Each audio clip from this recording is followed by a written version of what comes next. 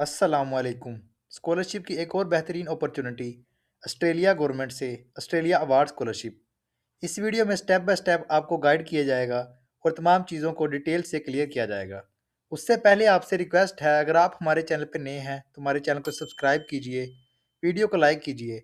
मज़ीद बरा अगर आप कंप्लीट प्रोसेस हमारे थ्रू करवाना चाहते हैं तो डिस्क्रिप्शन में हमारा व्हाट्सअप नंबर ऐड है, आप कंप्लीट प्रोसेस हमारे थ्रू भी करवा सकते हैं।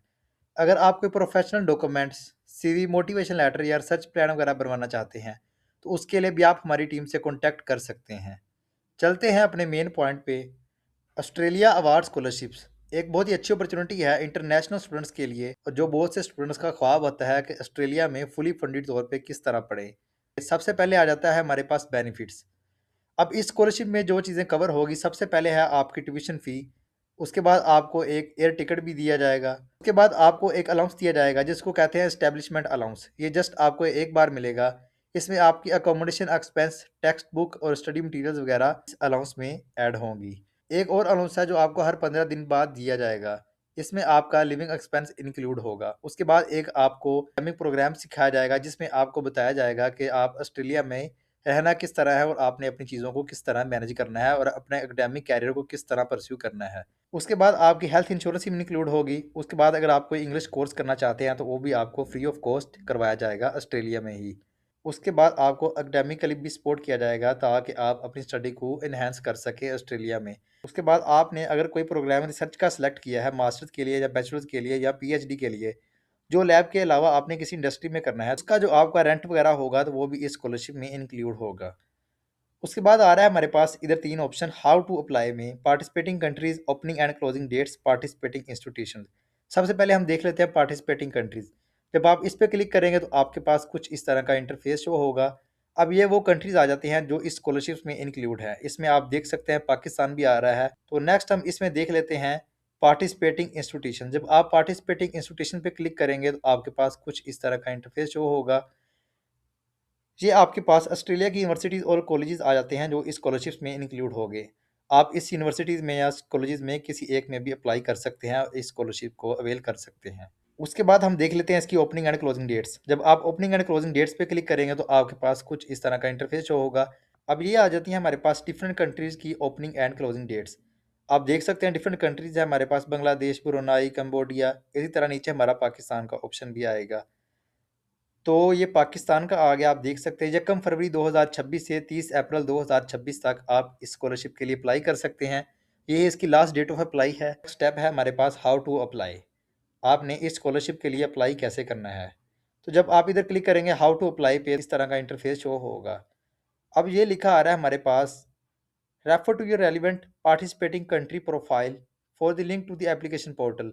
Please note that Indonesia and Philippines do not use the online Australia Scholarship Information System OASIS, जिसको भी हम कहते हैं। अब आपने इस पे क्लिक करना है ओआसिस पे। जब आप इस पे क्लिक करेंगे तो आपके पास कुछ इस तरह का इंटरफेस शो होगा। अब ये है वो वेबसाइट जहाँ से आपने अप्लाई करना है। इधर आके आपने अपने आप को सबसे पहले रजिस्टर करना है। अगर जो स्टूडेंट रजिस्टर हैं वो लॉगिन करेंगे। तो इससे पहले मैं आपको कुछ चीज़ें क्लियर कर दूं। अब इस स्कॉलरशिप में कुछ इस तरह है, इसका प्रोसेस इस तरह क्रिटिकल बनता है कि इसमें हर कंट्री की अलग जो रिक्वायरमेंट्स हैं। अब पाकिस्तान की रिक्वायरमेंट्स हम देख लेते हैं। सबसे पहले हम देख लेते हैं इसमें बैचलर्स के लिए, मास्टर्स के लिए, पीएचडी के लिए कौन से प्रोग्राम के लिए स्कॉलरशिप्स ओपन है। तो इधर लिखा आ रहा है awards will be offered for master level studies commencing in 2027। मतलब जो स्कॉलरशिप्स है वो जस्ट मास्टर प्रोग्राम्स के लिए है, जो कि 2027 में आपकी स्टडी स्टार्ट हो जाएगी। डेडलाइन मैंने आपको ऑलरेडी बता दी है। 1 फरवरी 2026 से 30 अप्रैल 2026 तक आप अप्लाई कर सकते हैं। इधर कुछ आ जाती है हमारे पास कंट्री स्पेसिफिक कंडीशन। सबसे पहले इसकी ये है कंडीशन जो है वो आपके पास आपको पाकिस्तानी सिटीजन होना चाहिए और आप पाकिस्तान में ही रिजाइड करते हो।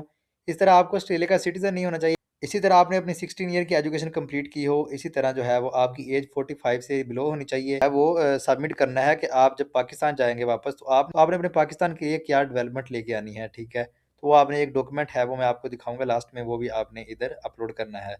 तो नेक्स्ट है आपने 2 साल बाद पाकिस्तान जाना है, तो आपने कम से कम 2 साल पाकिस्तान में स्टे करना है। जो मैंने आपको पहले दिखाई थी वो एलिजिबिलिटी क्राइटेरिया थी। ये कुछ स्पेसिफिक कंडीशंस हैं जो कि हर कंट्री की डिफरेंट होती हैं। अब ये आ जाते हैं हमारे पास रिक्वायर्ड डॉक्यूमेंट्स। सबसे पहले आपने अपना complete development impact and linkages plan, वही जो मैं आपको ऑलरेडी आगे बता चुका हूँ, वो आपने इधर पुट करना है रिक्वायर्ड डॉक्यूमेंट्स में। नेक्स्ट आपके पास बैचलर्स की या मास्टर की डिग्री होनी चाहिए। उसके बाद आपके पास ट्रांसक्रिप्ट होनी चाहिए बैचलर और मास्टर की। उसके बाद आपकी सीवी होनी चाहिए, जो कि टेम्पलेट उन्होंने ऑलरेडी बता दिया है, वो मैं आपको दिखाऊंगा वीडियो के लास्ट में। मतलब आपके पास आइट्स पीटी और टोफेल है तो वेल एंड गुड, नहीं तो आपके पास इंग्लिश प्रोफिशेंसी सर्टिफिकेट होना चाहिए, आगे उन्होंने बता दिया है, प्रूफ ऑफ प्रोफिशेंसी सर्टिफिकेट। ठीक है, इसी तरह आपके पास जो है वो एकेडमिक रिपोर्ट रेफरी, मतलब आपके पास 2 रेफरेंस लेटर होने चाहिए। है हमारे पास एम्प्लॉयमेंट रेफरी रिपोर्ट। अब इसका भी और इसका भी जो टेम्पलेट है रेफरी रिपोर्ट का भी और इसका एम्प्लॉयमेंट रेफरी रिपोर्ट का ये सेम है, ये भी मैं आपको लास्ट में दिखाऊंगा वीडियो के।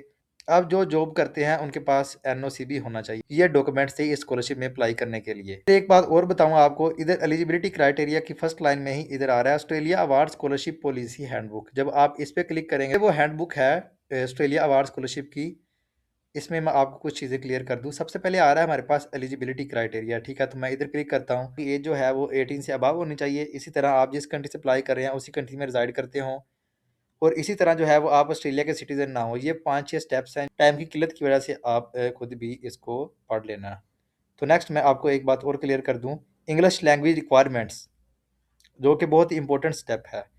अब इसमें आइट्स रिक्वायर्ड है कि नहीं, सबसे पहले आप देख सकते हैं एन एप्लीकेंट और awarded will meet the fat English language requirement for receiving an Australia Award scholarship if their language is English and if they have undertaken their education in English। मतलब वो स्टूडेंट जिनकी native language English है और जिन्होंने अपनी previous degree English में की है, उनके लिए आइट्स टोफेल और पीटीई रिक्वायर्ड नहीं है। ठीक है, मतलब आपका आइट्स के बगैर भी इस स्कॉलरशिप के लिए अप्लाई हो जाएगा। तो नेक्स्ट है हमारे पास इसी तरह रेफरी रिपोर्ट टेम्पलेट। अब ये भी मैं आपको दिखा देता हूँ। अब ये जो है आपका रेफरेंस लेटर जो है, जिसको हम रिकमेंडेशन लेटर भी कहते हैं, वो उसका जो टेम्पलेट है वो कुछ इस तरह का होना चाहिए। ये भी आप देख सकते हैं, ये लंबा चौड़ा है। ज़ाहिर सी बात है, ऑस्ट्रेलिया की स्कॉलरशिप जो है वो इतनी आसानी से नहीं मिलती, इसके लिए मेहनत करना पड़ती है स्टूडेंट्स को। जो प्रोसेस है वो भी थोड़ा सा क्रिटिकल है as compare to other country scholarships. तो बट एक अच्छी अपॉर्चुनिटी है मास्टर्स के स्टूडेंट्स के लिए। इस स्कॉलरशिप के लिए लाजमी अप्लाई करना चाहिए उन स्टूडेंट्स को, तो इस अपॉर्चुनिटी को अवेल करना चाहिए। ये तो जब आप रजिस्टर कर लेंगे या साइन इन कर लेंगे तो आपके पास कुछ इस तरह का इंटरफेस जो होगा। अब ये है एप्लीकेशन पोर्टल जहाँ से आपने इस स्कॉलरशिप के लिए अप्लाई करना है। तो मैं आपको स्टेप बाय स्टेप गाइड करूँगा। सबसे पहले आ रहा है हमारे पास इधर एप्लीकेशन, आपने इस पर क्लिक करना है। ठीक है, तो आप इस पे क्लिक करेंगे तो आपके पास आ रहा है क्रिएट न्यू एप्लीकेशन, तो आप इस पर क्लिक करेंगे तो इधर आ रहा है हमारे पास स्कीम। तो आपने इधर से सिलेक्ट कर लेनी है ऑस्ट्रेलिया अवार्ड स्कॉलरशिप जिसके लिए आप अप्लाई कर रहे हैं। तो आप नेक्स्ट करेंगे तो आपके पास आ जाएगी इसी तरह इनटेक। तो ऑलमोस्ट आपने इधर से अपनी इनटेक सेलेक्ट कर लेनी है, नेक्स्ट कर लोगे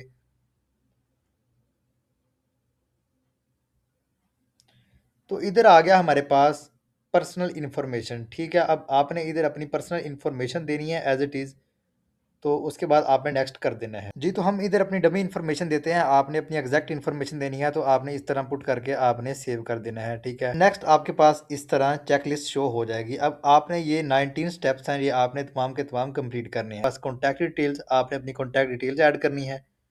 इसी तरह आपके पास आ जाएगा स्पाउस डिटेल, मतलब आपकी अगर वाइफ है तो ठीक है, अगर नहीं तो आप जो है वो नन कर दोगे। इसी तरह आपकी children details, emergency contact details, previous scholarship, scholarship application, propose study programme, qualification आप अपनी इधर ऐड करोगे।